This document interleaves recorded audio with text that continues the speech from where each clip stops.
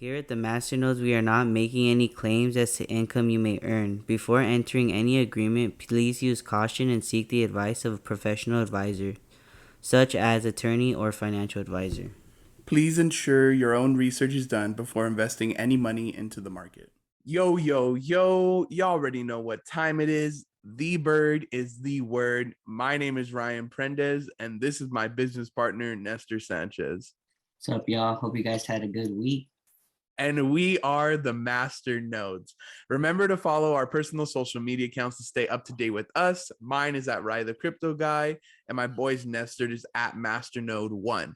Make sure to stay to the end to hear about some additional resources that we are going to provide y'all to get you guys a little bit more zoned into cryptocurrency. This week, we're going to be talking about news of the week, and I'm going to let my boy Nestor kick it off for y'all. So we're going to start off from a news article from CoinDesk.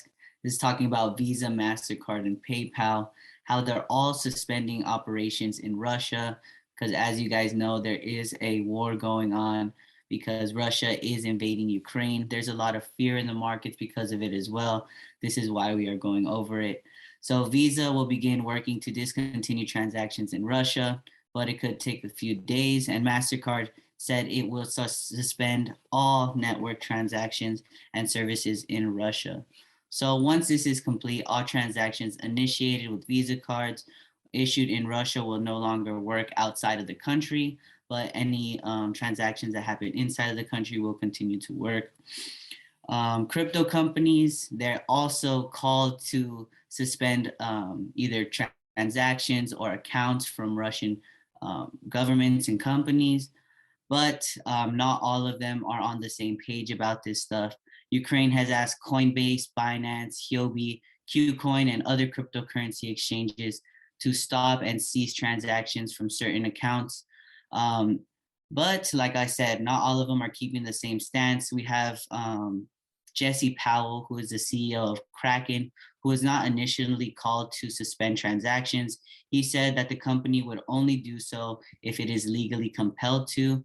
And I think that's because of the original goal of cryptocurrency, which was to make a cryptocurrency that was not controlled by governments or by laws or any outside sources. It is decentralized, and that's kind of the goal. I think a lot of exchanges, they have this principle at heart, and they try to make it so that cryptocurrency is available to everyone. It's immutable, and they want it to be basically accessible to all people. But Yeah, there and are actually, certain things. what I think is crazy is that a lot of them claim to be decentralized. However, they're doing like some centralized activity, like when you look back at it, originally Satoshi kind of created the first cryptocurrency, Bitcoin, to be used so that way no one has control over your money except the person that owns it. And so to now see exchanges kind of step in and block accounts. I mean, I understand the circumstances, and this is where things kind of get a little iffy because of everything going on. But at the same time, that's not what, like you said, that's not what cryptocurrency was originally intended for. And although some companies may have these values at heart, they don't necessarily express them well. You know what Yeah, I I feel mean? like they're kind of showing their true colors. Yeah. And I think that's literally because, they have to do it, or else they are not going to be able to work in the US. They're not going to be able to be used in the US because they have to follow certain legislation, monetary policy.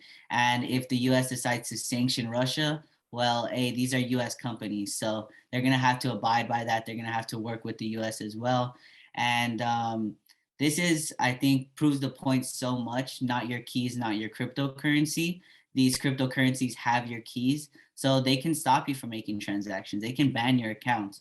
But if your keys are on your persons, they're with you personally, they're on a ledger, they're on a Trezor, hey, no one can stop those transactions. No one can stop you from exchanging currency through DEXs. So this is what the whole DeFi space was made for.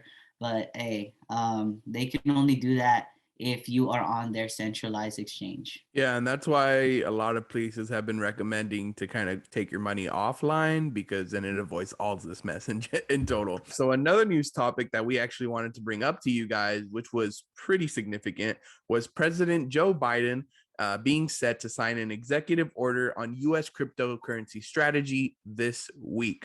So according to people familiar with the administration's plan, President Biden's order will direct federal agencies to examine potential regulatory changes, as well as the national security and economic impact of digital assets. The Biden administration is under pressure to play a more coordinating role in Washington's approach on cryptocurrencies, as many industry executives have expressed concern to what they say is a lack of clarity on rules from the US government involving cryptocurrency.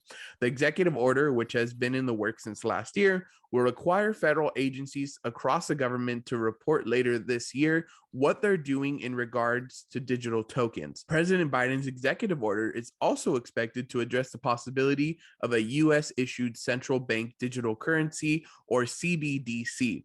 However, they are still expected to hold off on taking a firm position because the Federal Reserve is still studying how it would affect our economy. The Fed said that the US CBDC could preserve the US dollar's dominance as other countries like China embrace the technology. However, they still need to examine it carefully due to the nature of CBDCs. Nestor, what do you think about all this? I think a centralized like US dollar that is digital could be a good thing. Um, it's pretty cool because it's digital, it's able to be programmable.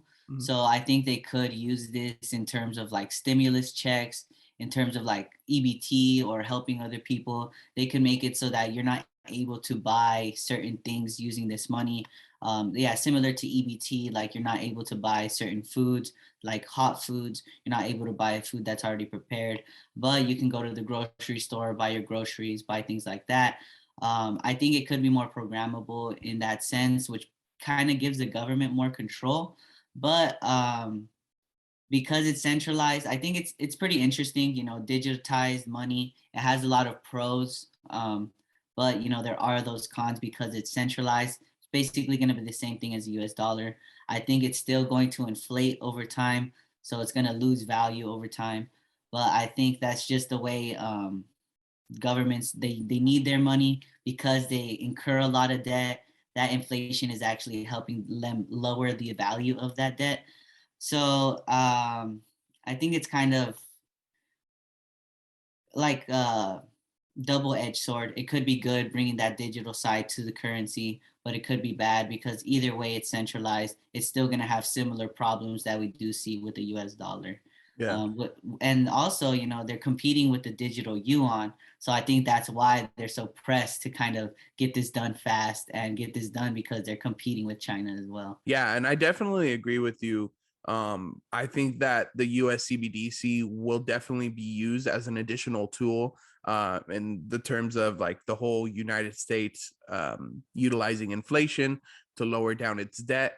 And so, with that being said, I just kind of hope that Biden's approach on cryptocurrency is a more positive approach because with everything going on in Ukraine and everything going on in um, the United States and everything going on, you know, just globally with cryptocurrency, there's a lot of mixed emotions when it comes down to it. So, you know, this kind of it's up in the air, you know, it's a flip of the coin. You kind of can hope that Biden's going to do something well, but, you know, I mean, you could look at it and be like, damn, well, you know, it just wasn't what we expected. It's really just up to these lawmakers at this point to kind of see where we go moving forward with cryptocurrency. Yeah, and we've seen it already. Like we've had huge upswings. Like last week, there was a nice little upswing, and we've had a correction like this week. And like you're saying, fear kind of runs the market. We don't know if we're going to have another world war, and this could be catastrophic for these stocks and markets. We don't know if all these other currencies or all these other countries will legalize cryptocurrency as tenders, such as Sweden. They just released that actually recently, I believe. Not Sweden, Switzerland. Oh, actually, Switzerland. So yeah, we've seen good bullish news, we've seen bearish news, but we can only see it in the long term. we know that it's going to go up in value. So that's all we hope for. And that's why we accumulate all these cryptocurrencies. Now we're going to talk about the top 5 cryptocurrencies, their price points, and how much they fluctuated within this week. So Bitcoin is sitting around 38,500. It's actually gone down 12% from last week. ETH is at 2,500, which is down 13% from last week. BNB is at $382, which is down 6%.